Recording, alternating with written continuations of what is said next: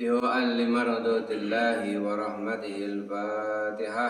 أعوذ بالله من الشيطان الرجيم. بسم الله الرحمن الرحيم. الحمد لله رب العالمين الرحمن الرحيم مالك يوم الدين. إياك نعبد وإياك نستعين اهدنا الصراط المستقيم صراط الذين أنعمت عليهم غير المغضوب عليهم ولا الضالين. رب اغفر لي ولوالدي وللمؤمنين آمين. كلام قديم لا يمل سماعه تنزه عن قول وفعل ونية به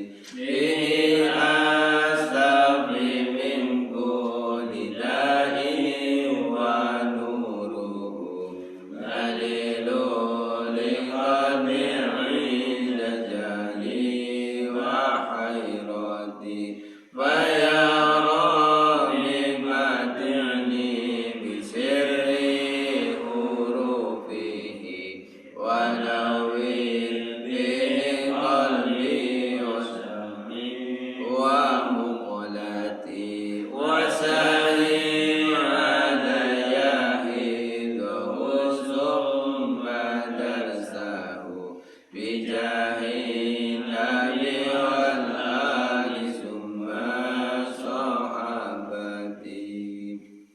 أعوذ بالله من الشيطان الرجيم. أعوذ بالله من الشيطان الرجيم. بسم الله الرحمن الرحيم. بسم الله الرحمن الرحيم. إن الله اصطفى آدم ونوحا وآل إبراهيم وآل عمران على العالمين. إن الله اصطفى آدم ونوحا وآل إبراهيم وآل عمران على العالمين. ذرية بعدها من بعد. ذرية بعضها من بعض. والله سميع عليم. والله سميع عليم. Bismillahirrahmanirrahim. Innallaha, sesungguhnya Allah. Inna, sesungguhnya. Dalam bahasa Arab itu untuk menunjukkan makna bersungguh-sungguh itu digunakan inna, anna, kebanyakan inna atau anna. Innallaha, sesungguhnya Allah. Allah sungguh-sungguh istofa, telah memilih Adam wa Nuhan, Nuh, wa ala Ibrahim, dan keluarga Ibrahim, wa ala Imran, dan dari keluarga Imran, alal alamina, memberi kelebihan di atas manusia, di atas umat yang lain. Dzurriyatan, sebagai satu keturunan, ba'duha min ba'din, sebagian yang lain, satu sebagian dari sebagian yang lain. Wallahu, Allah itu sami'un, zat yang maha mendengar, alimun, maha mengetahui. Innallaha astafa Adam. Jadi sesungguhnya Allah ini benar-benar telah memilih Adam. Allah ini benar-benar sungguh-sungguh telah memilih beberapa di antara hambanya, beberapa manusia. Jadi Adam menjadi nabi, Ibrahim, Nuh jadi nabi, itu bukan kebetulan.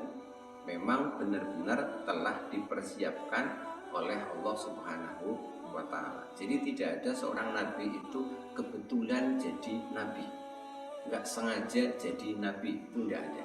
Jadi memang benar-benar telah dipilih, telah dipersiapkan oleh Allah Subhanahu wa Ta'ala. Sesungguhnya Allah benar-benar telah memilih Adam wa Nuhan dan Nuh wa ala Ibrahim dan dari keluarga Ibrahim. Ini yang sangat banyak nanti. Dari jalur Nabi Ishak alaihissalam nanti lahirlah Nabi Yakub alaihissalam. Terus nanti lahirlah Nabi Yusuf alaihissalam. Terus ke bawah banyak sekali itu. Ada Daud, Sulaiman dan seterusnya sampai Musa dan seterusnya. Kemudian dari jalur putranya Ibrahim yang satu lagi yaitu Ismail alaihissalam, ini hanya satu, tetapi satu ini Nabi penutup yaitu Nabi Muhammad SAW. Wa ala Imran dan dari keluarga Imran. Imran ini punya anak namanya Maryam, wanita suci yang tidak pernah menikah, tapi kemudian ditunjuk oleh Allah, dipercaya oleh Allah, kemudian lahirlah dari Maryam itu Isa alaihissalam.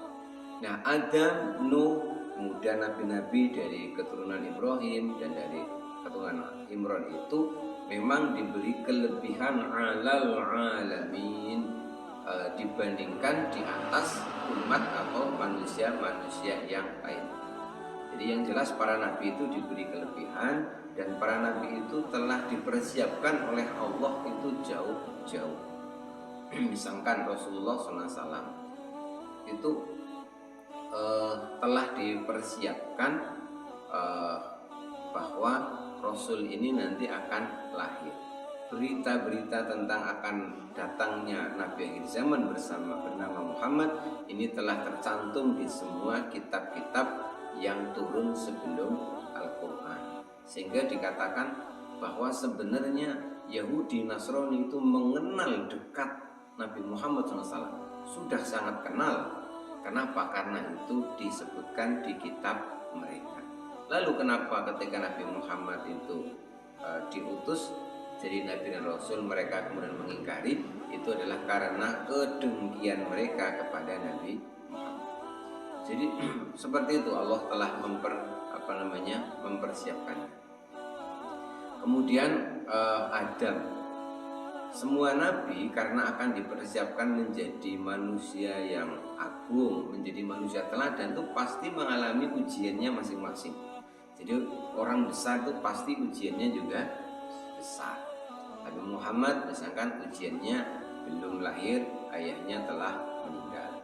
Baru berapa tahun giliran ibunya meninggal dan lain sebagainya. Nah, Adam itu diantara ujiannya itu apa? Adam tadinya tinggal di surga bersama Hawa.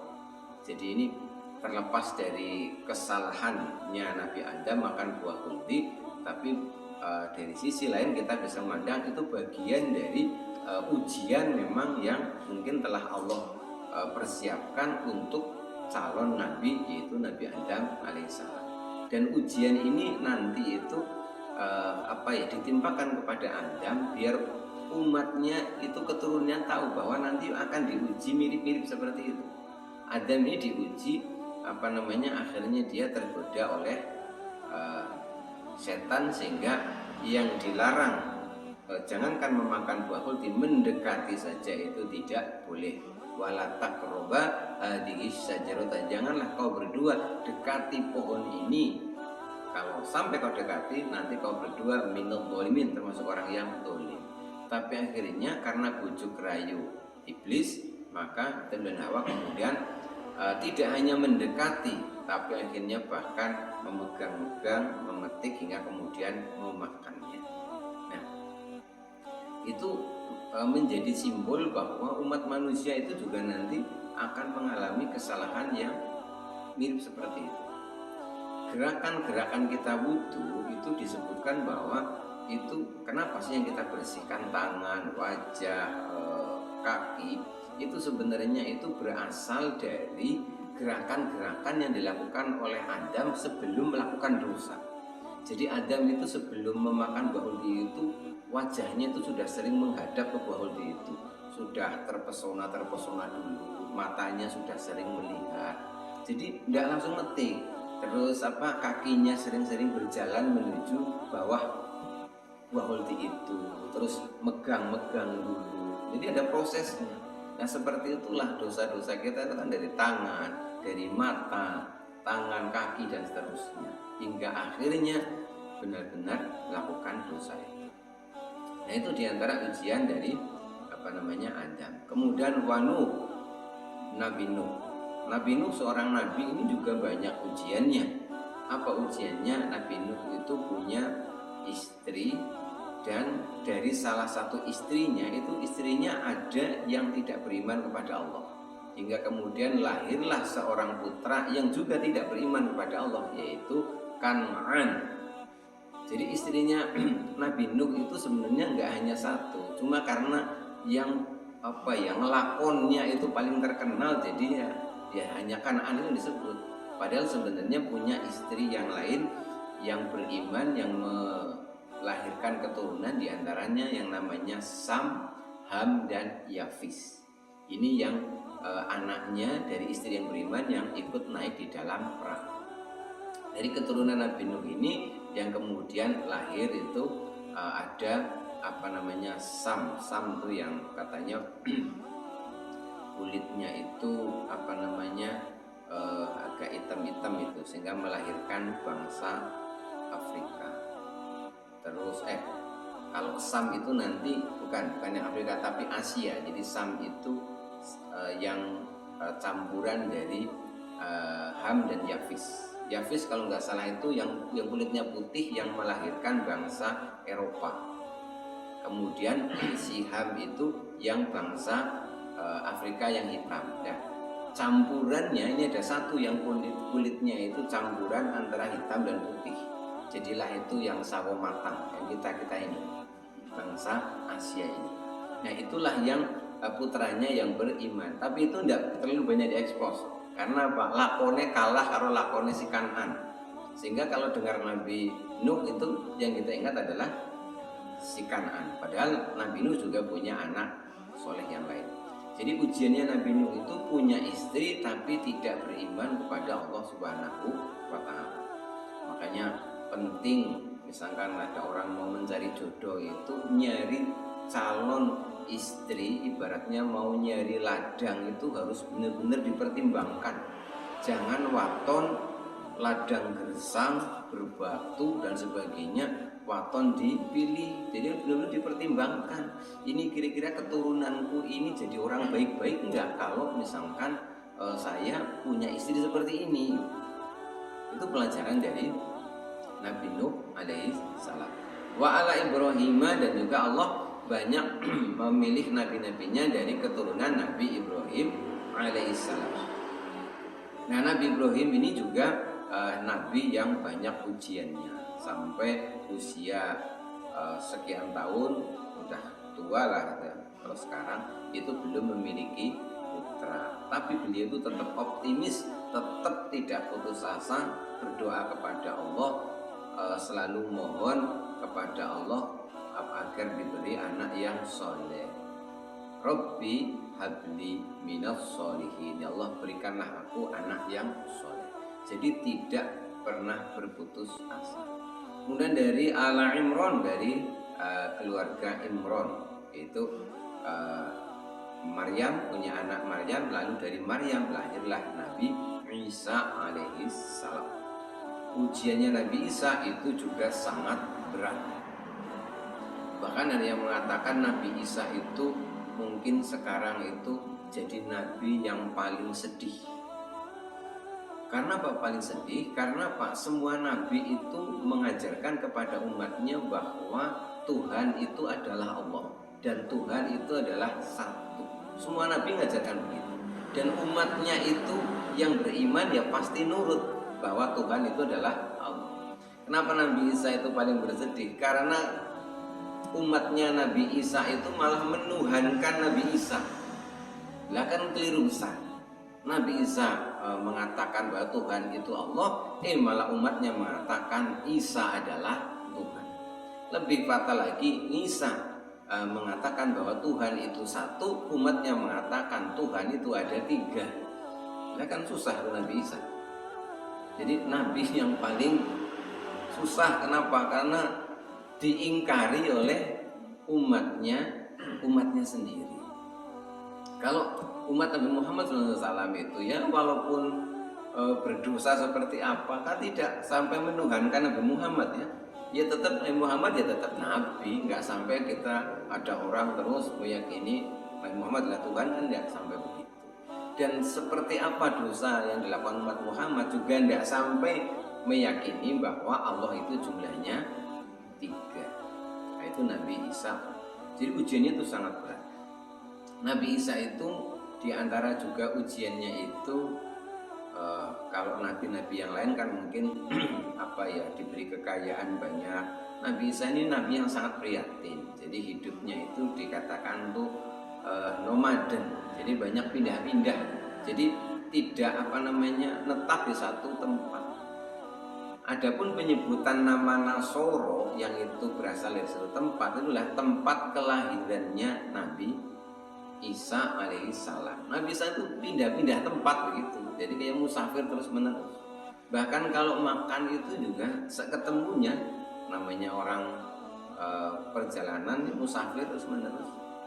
Nah, dzurriyyatan ba'duha min ba'din. Dari keturunan-keturunan nabi-nabi itu jadi menurunkan nabi ba'duha min ba'din, dari satu keturunan ke keturunan yang lain, sampai berhenti pada Nabi Muhammad Sallallahu Alaihi Wasallam.